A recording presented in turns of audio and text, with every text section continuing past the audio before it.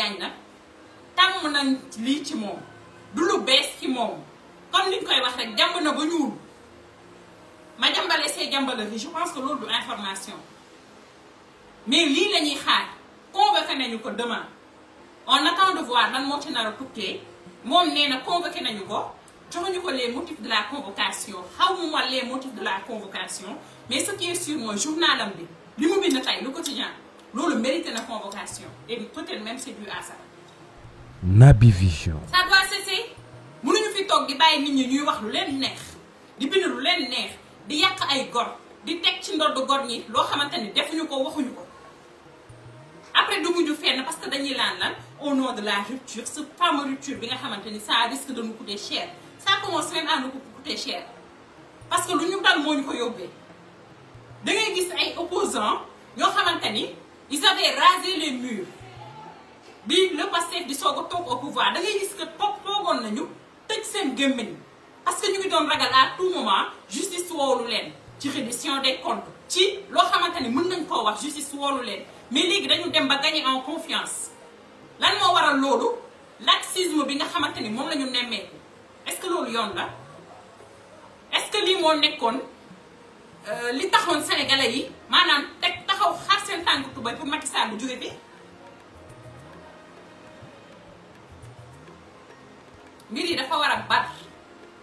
parce que dañu leen a yónni yàqamti leen changement total la ñu bëgg lépp lu takk ci Macky Sall ak ñoñom nañu pousse fële on gouverne avec ces hommes ñu ànd ñi nga xamante ni ñoo gëm projet bi daal di koy doxal képp koo xamante ni nag defoo yoon waxoo yoon fekkewoo yoon ñu jël la tegee na nële waa Pastef fi tamit jël seeni ay responsabilités di communiquer parce que problème communication aussi ça se pose maintenant yaa gis koo xamante ni dañ ko fal directeur général wala ministre pour nga woo ko léegi jot ko téléphone sax pour certains problème la ci ñoom alors que dañ lay wax naan la nature a horreur du vide soo communiqué wul keneen day communiqué te communication moo nekkoon force Pastef mais maintenant moo nekk faiblesse am dañu war a génn communiqué wax ak sénégalais yi bu waa xat xol lëndamalee ñoom ñu leeral xel yi joxe la bonne information waaye mënoo toog sa coin sol sa costume sol sa cravate toog sa benn table wala sa chaise soi-disant ñu gëmloo ni que yow homme d'état nga sa wax walul bëri boo waxee benn yoon balaa ngaa waxati déwén sa ay post Facebook wala ci réseaux sociaux yi danga ko war a wàññi gëmloo loolu maanaam dugal ko ci sa bopp bi ba yow finalement nga bëgg a changer doxalin te ku fàtte di la fal sa fol yi day yomb. Naby Vision. li la fal bis boo ko fàttee di lay fol yi day yomb te communication dafa bokk ci di faloon Pastef parce que proximité am ak askan bi communication bi nga xamante ni amoon na ko moo ko joxoon mais Pastef il fut des temps pour nga gis leen ci ay plateau télévisé sax yombul woon parce que plateau yu bëri je ne dirais pas tous les plateaux mais plateau yu bëri dañ leen doon boycotté ba ñu tuddee leen woon parti réseaux sociaux bu ñu bëggee wax live Facebook la ñuy def wala ay post Facebook am une certaine proximité ak le peuple rawatina ñi nga xamante ne ñoo di ndaw ñi lan moo tax ñu bëgg a jékki-jékki rek bàyyi loolu alors que 1 an de pouvoir doomu lañ def loolu je pense que war na nekk ay joyanti ak li nga xamante ne war nañu ko xool opposants yi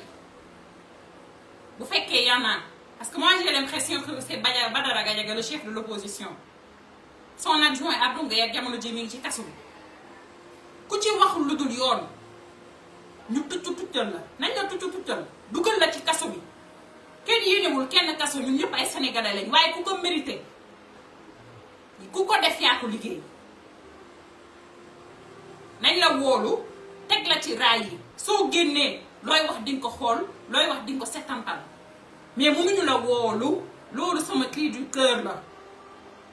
mënuñu la woolu benn 15 jours bàyyi la liberté provisoire sursis relax après nga génnaat gën a am fit loolu moo fi xew te Pastef man li may wax rek en fait amuñu benn alibi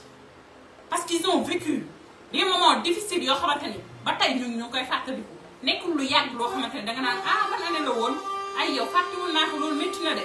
non ñun ñëpp dañ koo dund yàggul li xew noonu yëpp du xew nga renseigné wu nekk ci opposition bi am ay renseignements yu wette woon ñëw au pouvoir bëgg a doxee benn laxisme soi-disant oui dama set politiquement correct lan mooy politiquement correct yow ñu ngi koy jëflanteel est-ce que ñoom correct nañu est-ce que ay nit lañ yoo xamante ni am nañu rasu wala am nañ lu ñuy seet. Naby Vision. Ce matin j'ai dit bu fekkente ni da nga koy jëflanteeg ay nit yoo xamante ni sàngara la ñuy naan ba màndi yow da ngay dem jàkkaarloog robinet bi tàng ci naan ba màndi jàkkaarloog ñoom lu ñu bind nga effacé bu ñu tracé nga effacé jàkkaarloog ñoom defante ko ñoom dañ leen di wan ni maa leen gën a nekk ay waga gangster la mais mënuñu ñëw dina jaay waga yow nga bëgg a toog ne yow da nga correct politiquement dafa am benn doxalin booy doxee loolu soo ko defee jamono ji Sénégal yaakaaruma ne solution dina am. dafa am nu ñu war a doxee bu ragal ñu ne la dictateur nga loolu la ñu soxla caay-caay politique mënta ñàkk fi réew mi toll révolution bi ñu nekkoon jeexagul ba tey ñu nekk ci li ñu war a nekk ba bis bu Sénégal changé ñenn ñi nga xamante ni mën nañoo nekk nit bis bu ñu nekkee nii nag ñu xoolaat yeneen profil yoo xamante ni xëy na bu ñu ñëwee dinañu demee neneen ñu andi leen mais maintenant politiquement correct boobu noonu loolu la ñu soxla donc live bi fan yi live bi guddi yi moom da ngeen ma koy jéggal rek loolu moo taxoon ma ne naa ko def mais il fallait que aussi ma wax ci li nga xamante ni moo di conférence de presse bi Takku Wallu def groupe parlementaire Takku Wallu Abdou Mbow mu ne il faut que le premier ministre Ousmane Sonko respecte la justice de ce pays Abdou Mbow en fait su ma koy déglu man dama naan kii lan moo ko dal parce qu'il parle avec aisance en fait nit koo xamante ni am nga looy jomm wala looy seet sax booy wax di nga xappal say bët wala nga xaw a rus am benn je retiens boo xamante ni maanaam di nga ko doxee mais déedéet yow da ngay ubbi say bët jàkkaarloog nit ñi les yeux dans les yeux mais yow da ngay expliquer fu ñuy waxee waxu justice Abdou Mbow maître Aïssata Tall Sall waa APR Benno Bokk Yaakaar waruñu faa toog ngeen yi toog naan lan Ousmane Sonko dafa war a respecter justice sénégalaise tay moo bu mu am problème bu mu am yéen la yéen waa Benno yéen waa APR à votre tête Macky Sall moo ñu ko yóbbee vous n'avez pas de leçon à nous donner Amadou Mame Diop ñaata yoon nga nekk Assemblée nationale naan taisez-vous dem nga ba naan Guy Marius Sagna bu ma fontoo yow est-ce que war nga mën a joxe leçon xanaa tey sax nga mën a pare yow pour jël micro daanaka ñu bari xàmmee wuñu woon sa baat lu dul ni da ngay xëy di wax ay wax yoo xamante ne amul bopp amul génn.